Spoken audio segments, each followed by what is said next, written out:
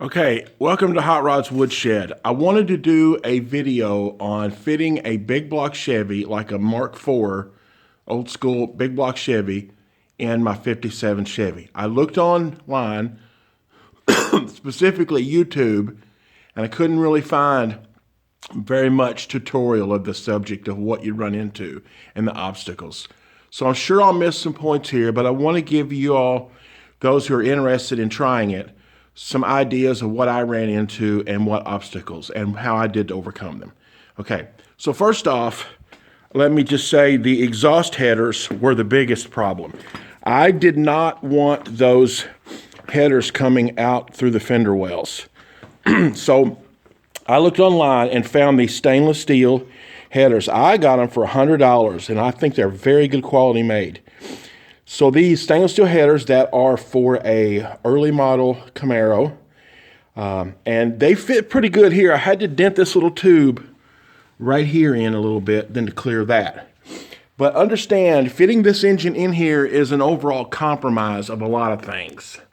So the other thing was, well, let me get to the headers. Let me go over here to this header instead of jumping around. It's a lot of topics here, and I kind of get ADD a little bit.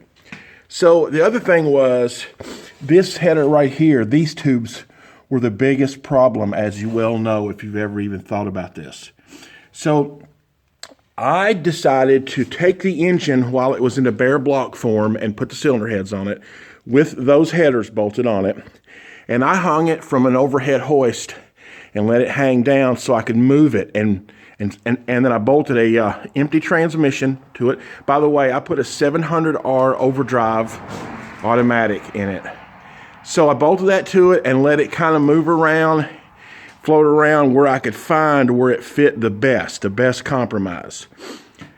And I found personally, then I put a Delphi I put a Delphi 600 series box on it. I learned that the 500 series is what most people use. I was recommended the 600 box, said it was superior in some ways, but the problem I found was the pitman arm splines of the bottom are not the same as the 500. So at this point, I would recommend going with the 500 box if I had to do it all over again. Other than that, the 500 and the 600 look to be the same design. So this right here was the issue that I had with the header tube. So I moved it around so that I would get a good compromise here and dented that tube in and this back tube in right here. Try to give you the best picture of that I can. It's hard to get. But I know some of you may be like frowning on the denting of a header tube in, and I used to be that way. However, after watching an episode of Engine Masters where they beat the shit out of a set of exhaust headers and tested it on a dyno, I learned at that point bending in header tubes for clearance is not that big of a deal. So anyway, so that's what I did, and I dented those in so it clears there, okay? The other issue that I had was the oil pan, and unless you're willing to fab up something, which I would recommend against, I bought the notched pan here.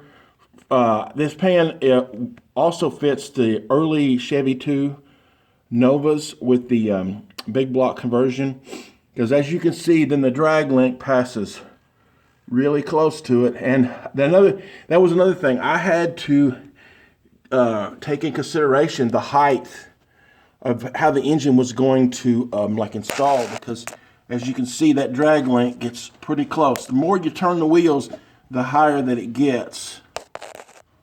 And the more straight they are, then the lower. When they're straight forward, the lower that it gets and gets close to the bottom of the pan. So that was a bit of an issue that I had to juggle as well for the height. So, needless to say, in my opinion, I don't think factory type, store-bought type motor mounts are going to work. I don't know, maybe they will if you modify them, but I think you're going to have to do some heavy modification. In my case, I just opted to make my own completely from scratch. So here's how I made my mounts. Really simple. That brake line's in the way there, but I just took a piece of angle, just a piece of angle iron, and fitted it on there, and took a piece of pipe and welded to the angle iron.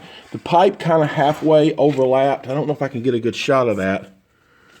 The pipe kind of halfway overlapped the angle iron. I don't think I can get a good shot of that. Anyway, and figured out to weld it on. Figured out how tall to make them, and I had my motor mounts bolted on my engine to start with. I don't mind to do the front, the old school front mount. I mean, it does add more weight to the transmission, connection, but this seemed like it balanced the engine better.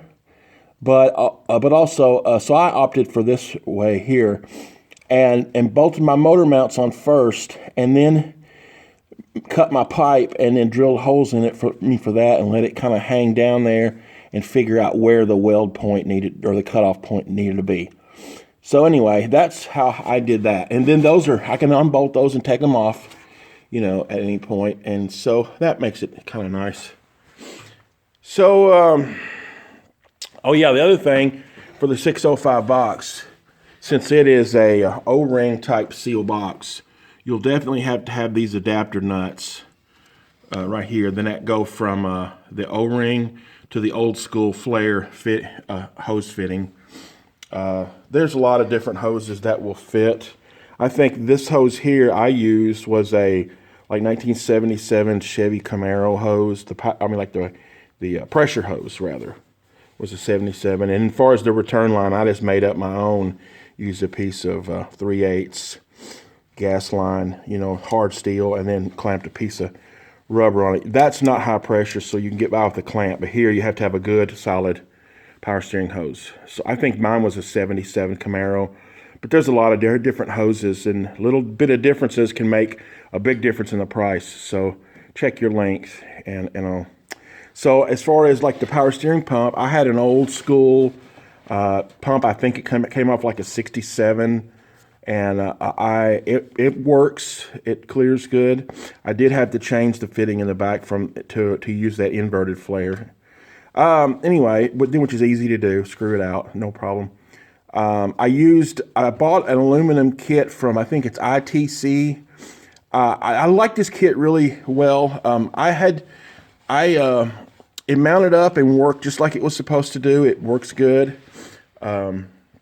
I won't bore you with the belt sizes because your pulley configuration could be different, and that'll change your belt sizes. So, but that works out good. So let's see. Oh yeah, with the motor location where it is, I didn't have any problem with the distributor in the back. I got plenty of room for that. And I got adequate room for my valve cover there. As you can see, I'm not a problem there. It did, however, pushing the engine forward, and I didn't push it forward because of that. I pushed it forward mostly because of the exhaust headers. That was the number one priority for me. And then the oil pan was the second. But by pushing it forward, it did give me the clearance here, but it also did cause me to have to push my radiator forward. Thankfully, at 57, there seems to be room enough you can do that. But at 55, you could not do that. There's not room enough for it. So I just made a mount, used like a Griffith radiator, typical, I think it's 19 by 21, I think. It's their smallest radiator. And made a mount in the bottom and fastened my mount onto this front pan here. And then that radiator has this like a C channel made in it, and I just fitted that radiator over that and screwed it down.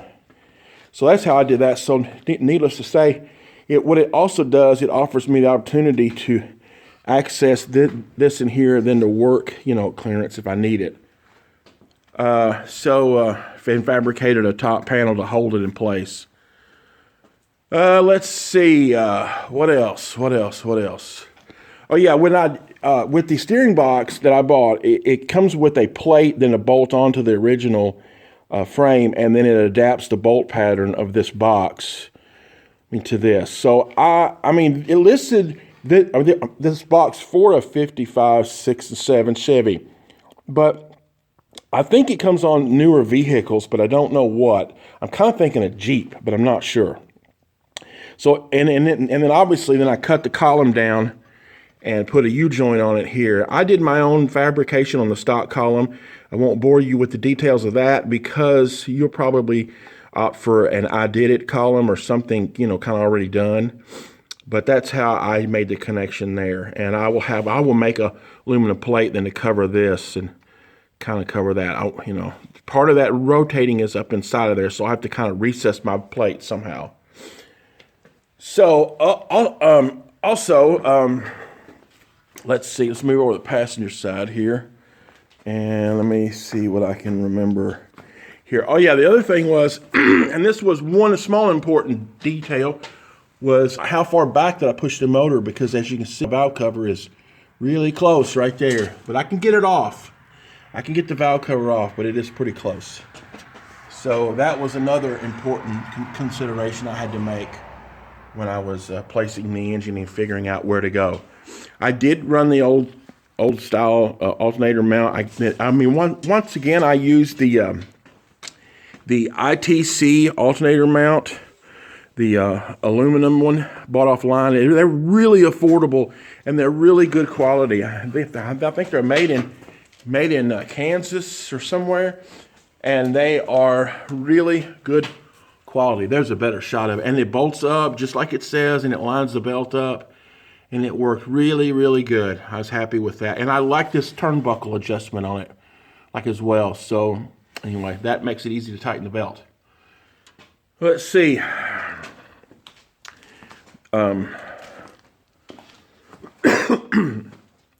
The battery originally mounts here and fills this space right here in. It bolts on the front of this radiator support and fills this space in. Let me see, I got the battery tray here. Give you a quick illustration just so you can have a visual, because it took me a while to figure out how this stuff bolted up. So it bolts in right here. Here's the battery tray right here.